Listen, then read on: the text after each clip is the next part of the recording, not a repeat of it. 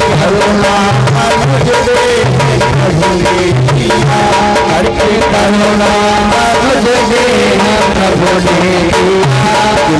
नहीं राम था नहीं राम था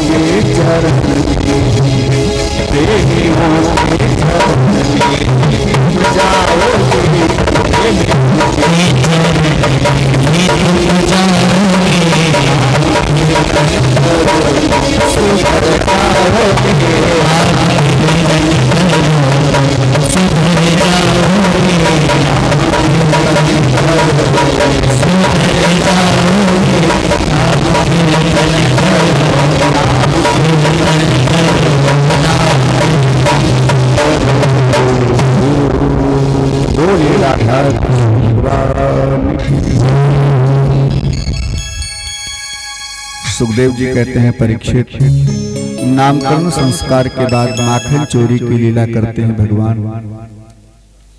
माखन की चोरी क्यों किया? भगवान ने चोरी किया, लेकिन काहे की चोरी किया?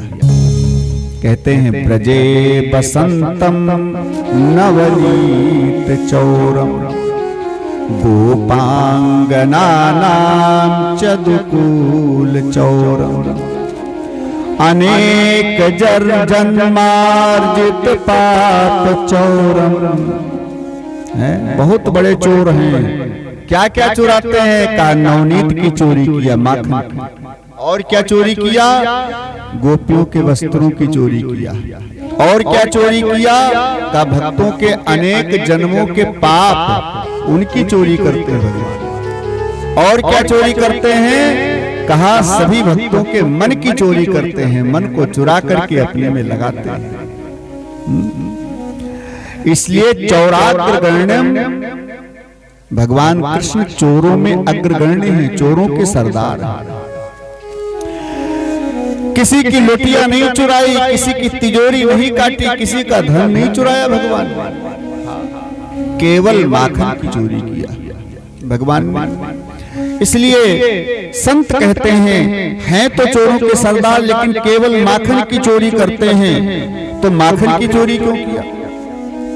तो इसके दो भाव स्पष्ट करते हैं सुखदेव जी।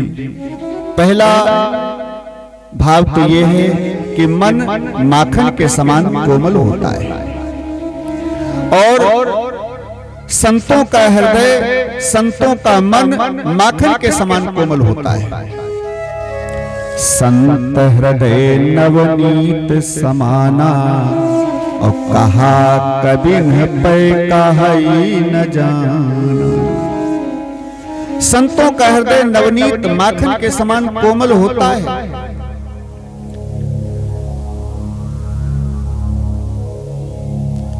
जो भी सामान होगा फिर आराम से बैठ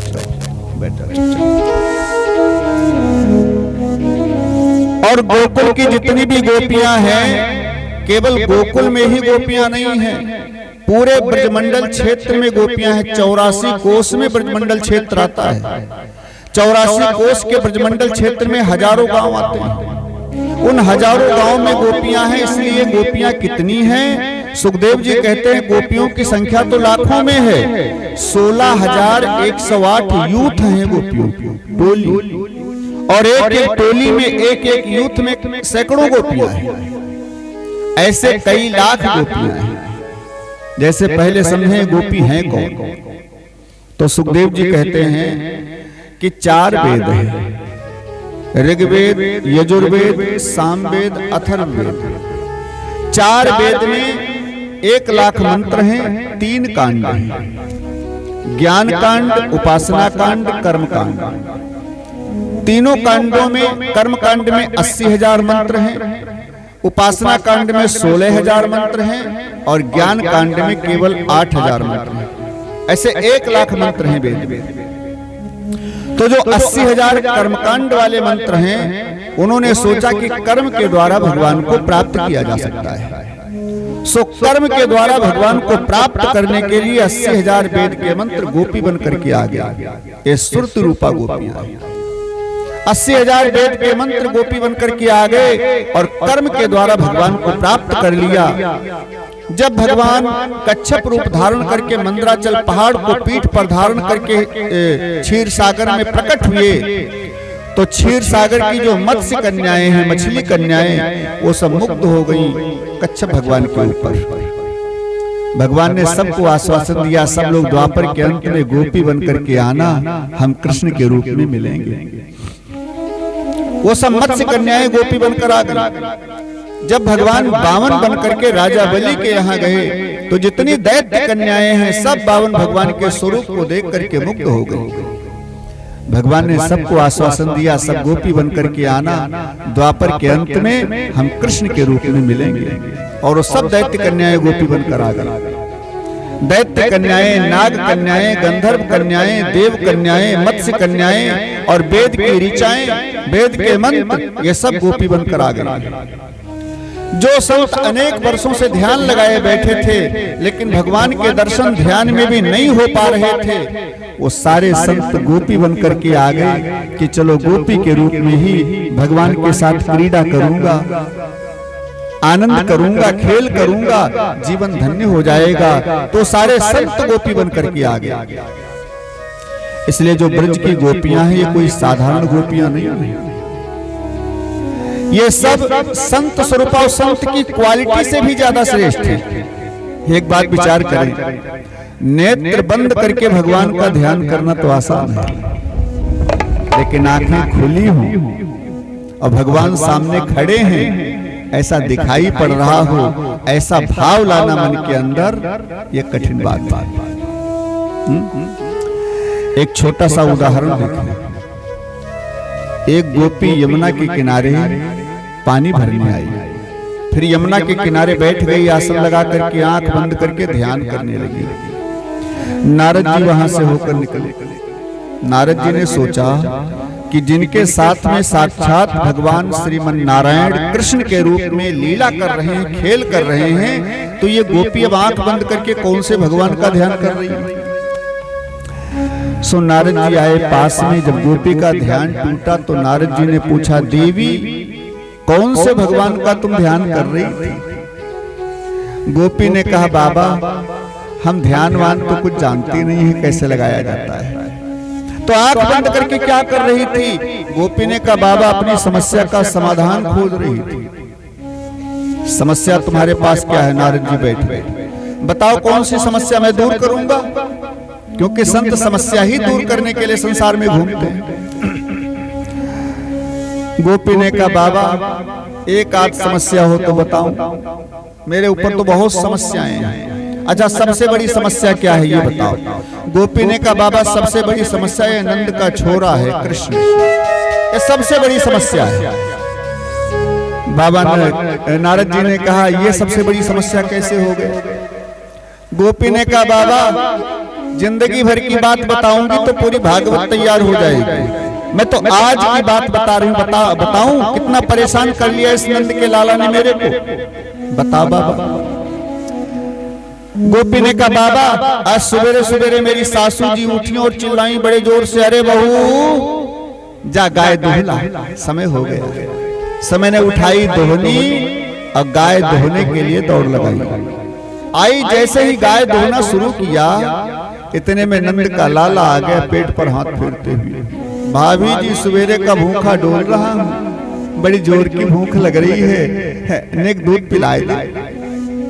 गोपी ने देखा लाला तो भूखा है, अच्छा आ मेरे पास बैठ जा, मेरी बगल में बैठ जा, मैं ताजी ताजी छाछ पिलाऊं तेरे को, तेरे मुंह में दोह रही हूं, आ बैठ जा। और बाबा वो मेरे पास बैठ गया, मैंने उसके मुंह में दोहना शुरू किया, मैं दूहती गई, वो गटागट पीता गया। मेरे को होश तब आया जब सासू जी चिल्लाई, बावरी पागल हो गई क्या, सारा दूध जमीन पर गिरा दिया, दोहनी अलग रखी है, जमीन पर काहे दो रही है। जब सासू जी चिल्लाई तब मेरे को होश आया, वह आनंद का छोरा तो कोई था ही नहीं, मैं तो जमीन पर ही दोह रही थी। ये क्या है, गोपी का ध्यान है। हाँ, काम कर रही है, कृष्ण सामने खड़े हैं, बर्तन साफ कर रही हैं, कृष्ण सामने खड़े हैं, ऐसा दिखाई पड़ रहा है गोपियों को। ऐसा ध्यान लगना संतों के बस की बात भी नहीं है। इसलिए गोपियां संत की क्वालिटी से ऊंचे, वहां कृष्ण वगैरह कोई नहीं था, ये गोपियों का ध्यान है।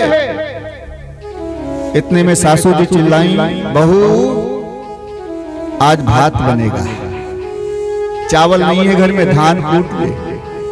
अब पुराने जमाने में तो मूसल से ही कूटे जाते थे, अब आजकल घर घर में मशीन हो गई। हाँ? तो धान कूट ले, चावल नहीं है, भात बनाऊंगी आज। सो मैंने उठाया धान, मुंह उखल में डाला और धनकुट्टा से कूटना शुरू किया। और जैसे 2-4 मूसल चलाए, इतने में नंद का लाला आ गया। अरे भाभी जी मुंह लटकाए काहे को खड़ी हो, सासू जी ने कुछ ज्यादा कह दी क्या। मैंने कहा ना लाला है तो सास बहू के लड़ाई झगड़ा चला करें, तो आ बैठ मेरे पास, हम बात करते हैं।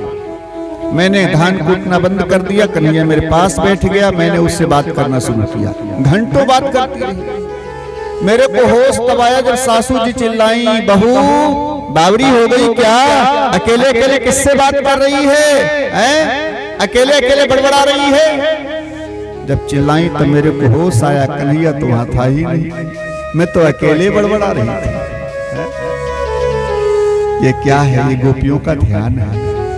अब कितनी ऊंची क्वालिटी की होंगी गोपियां, जरा विचार कर। इतने में सासू जी चिल्लाई, बहू घर में पानी एक बूंद भी नहीं है, जा जल्दी से पानी भर ला यमुना में। सो मैंने उठाई मटकी, यमुना पे आई पानी भरने, मटकी में पानी भरा, मटकी थोड़ा बड़ी थी, पानी ज्यादा भारी हो गया, वजन हो गई, अकेले से उठ नहीं रही थी। सो मैंने सोचा कोई दूसरा आ जाए, हाथ लगा दे, सिर तक पहुंच जाए। इतने में नंद का लाला आ गया, भाभी जी मैं मटकी ऊंचाए जाऊं। मैंने कहा लाला नेक सा हाथ लगा दे, उधर से मटकी सिर तक पहुंच जाए। अब एक तरफ कन्हैया ने उठाया, एक तरफ मैंने उठाया, और मटकी कमर तक आई, नीचे गिरी धम, और मटकी टूट गई।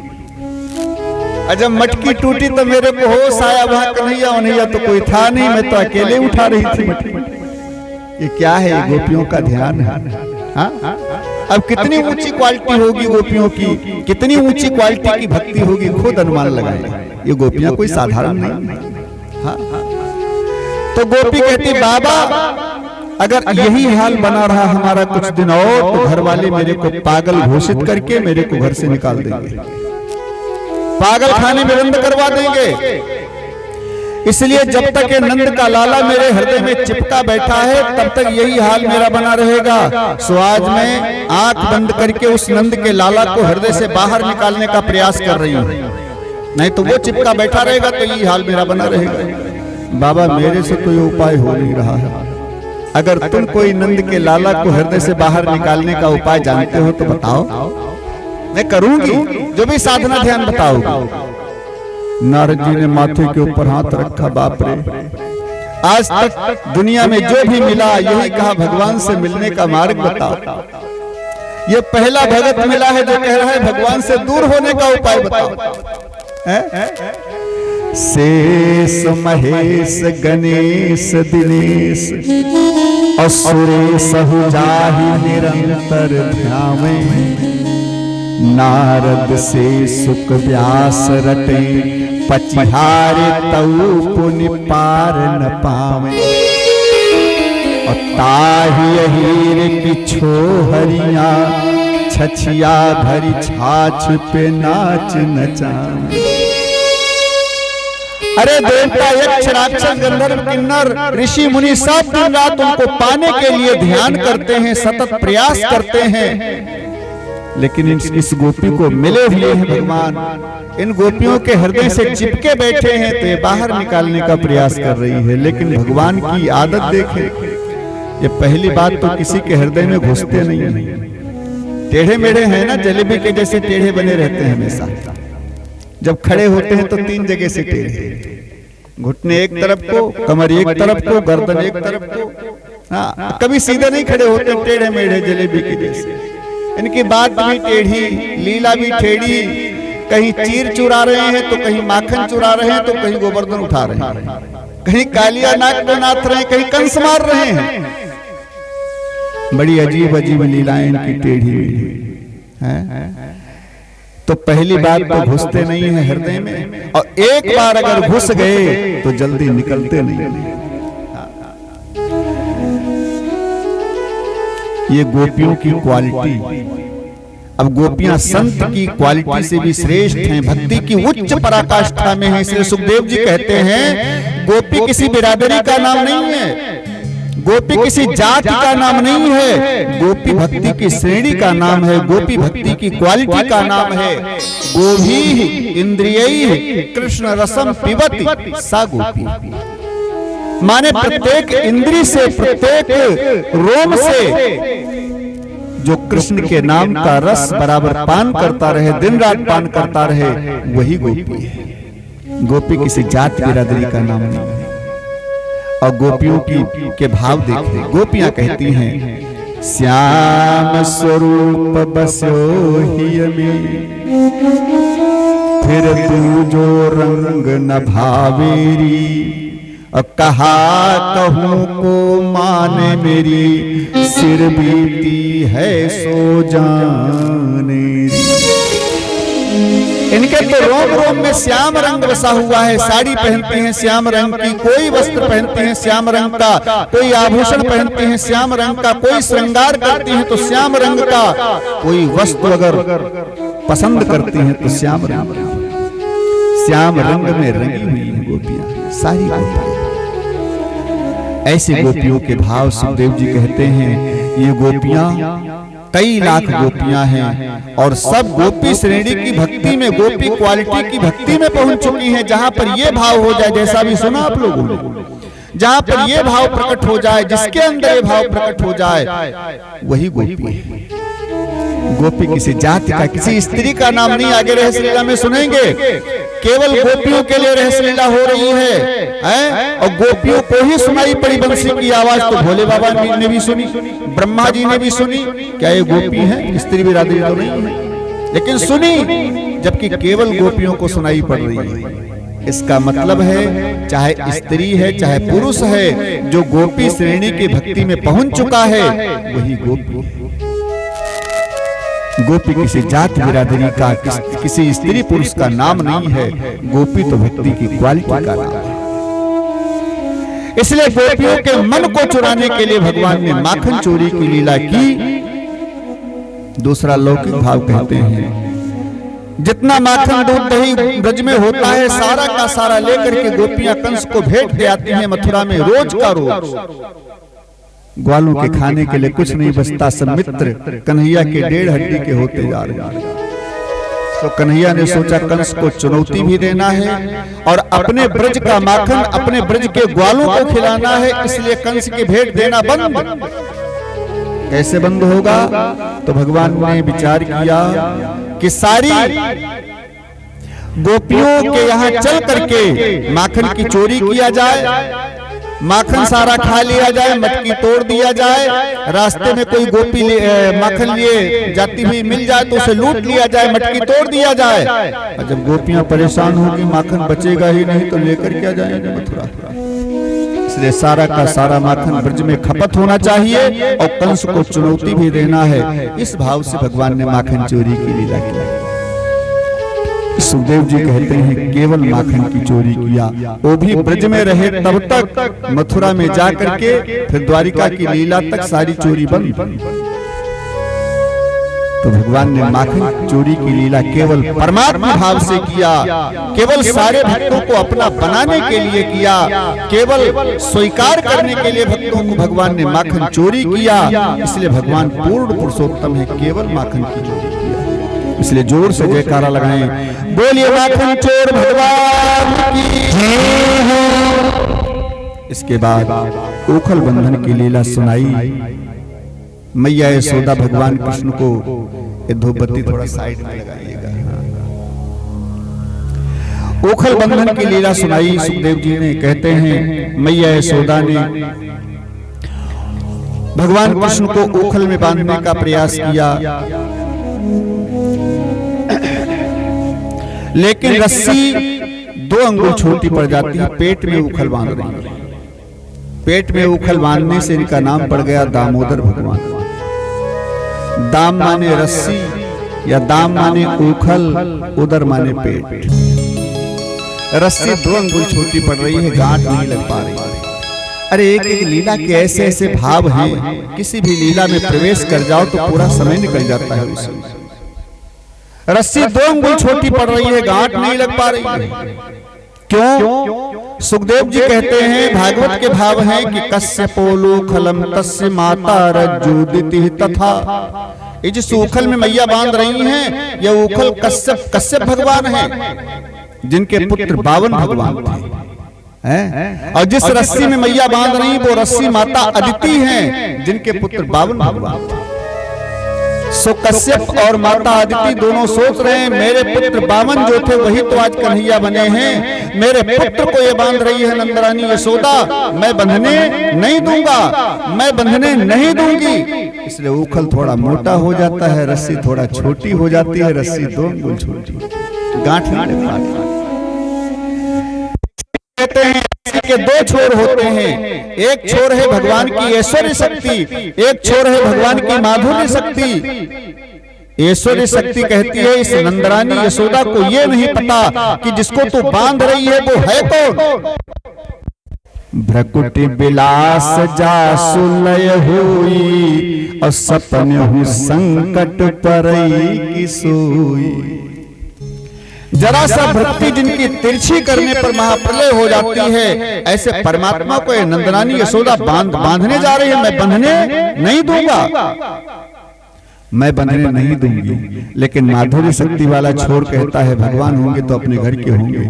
यहाँ बालक बनकर आए हैं तो मार भी खानी पड़ेगी, डांट भी सहनी पड़ेगी, बंधना भी पड़ेगा, काम भी करना पड़ेगा, क्योंकि पुत्र बनकर आए हैं। तो सुखदेव जी कहते हैं ऐश्वर्य शक्ति और माधुर्य शक्ति दोनों की लड़ाई में दोनों छोर थोड़ा थोड़ा सिकुड़ जाते हैं, और रस्सी 2 अंगुल छोटी पड़ जाती है, गांठ नहीं लग पा रही। अरे कई भाव संतों ने बताए हैं। बात ये है, समझे, मैया यशोदा ने गोकुल गांव भर की रस्सी जोड़ दी, लेकिन रस्सी वही दिख रही है जो पहले बांधी थी मैया ने, बाकी सारी रस्सी गायब। सुखदेव जी कहते हैं जो द्रौपदी की साड़ी बढ़ा सकते हैं, मैया की रस्सी घटाना कोई बड़ी बात थोड़े है उनके लिए। राई को पर्वत करें, पर्वत राई माए। लेकिन यशोदा बांध दियो, ये यशोदा बांध दियो, कान्हा तावखरियन मां, प्रेम की रसरियन